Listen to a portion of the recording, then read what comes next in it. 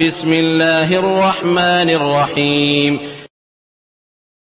ফাসআলু আহলায যিকরি in কুনতুম লা তা'লামুন।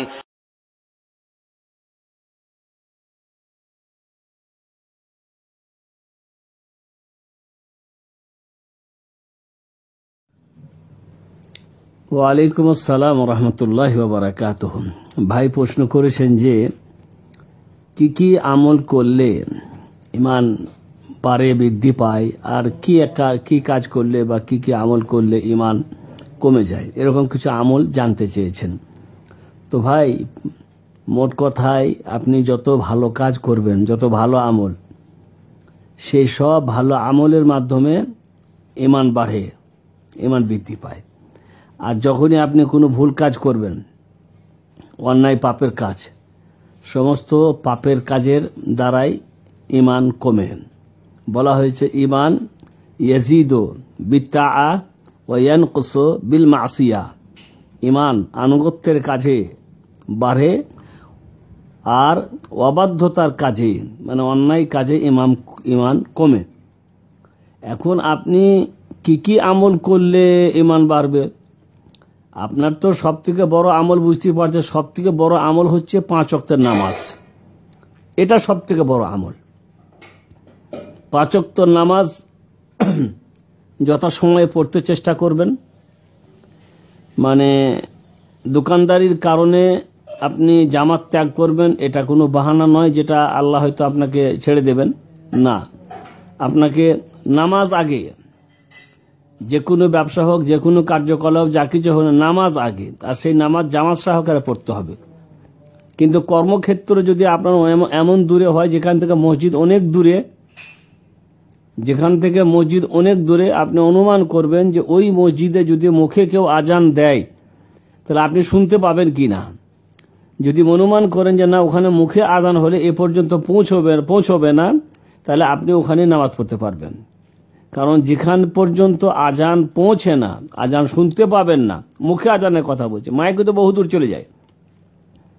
তো অনুমান করবেন, কারণ আমি বলছি এই কারণে যে আল্লাহ নবীর যুগে তো আর মাইক ছিল না, অতএব মুখে আজান দেওয়ার ব্যাপার তিনি বলেছেন যে আজান শুনতে পেলে মসজিদে অবশ্যই আসতে হবে।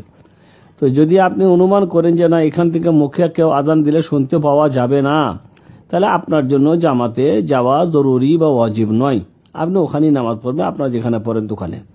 কিন্তু যদি নামাজ মানে আজান শুনতে পাওয়া যায় বলে মনে করেন, তাহলে কিন্তু আপনাদেরকে জামাতে নামাজ পড়তে যেতেই হবে। তো মোট কথা হচ্ছে যে আগে নামাজ, এরপরে নামাজের সুন্নতাদি পারলে আদায় করবেন, যেগুলা গুরুত্বপূর্ণ সুন্নত আর কি।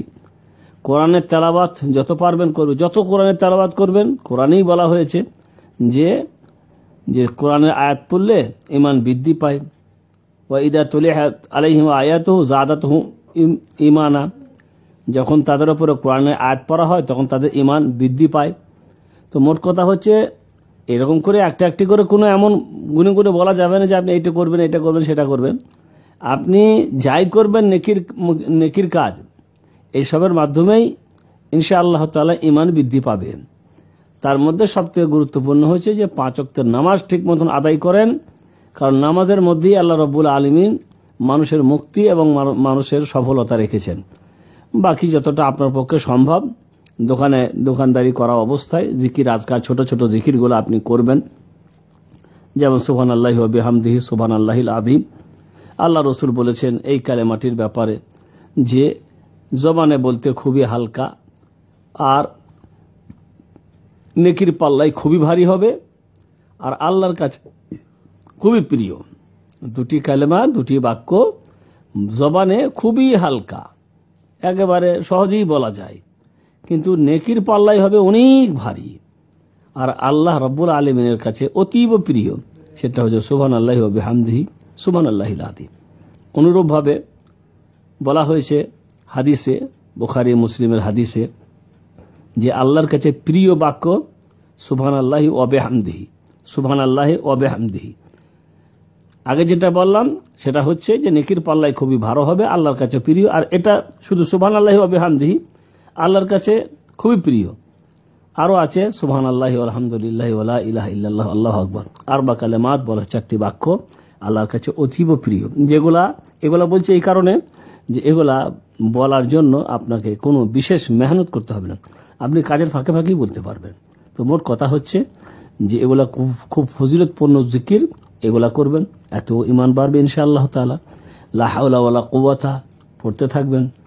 এইভাবে আপনি মাশাআল্লাহ যতটুকু তৌফিক দিবেন, ভালো কাজ করলেন, নেকির কাজ করবেন, যত নেকির কাজ করবেন তাতে ঈমান বাড়বে। আর যখনই কোনো ভুল কাজ করবেন, পাপের কাজ করবেন, অন্যায় কাজ করবেন, তাতে নেকি বা ঈমান কমবে।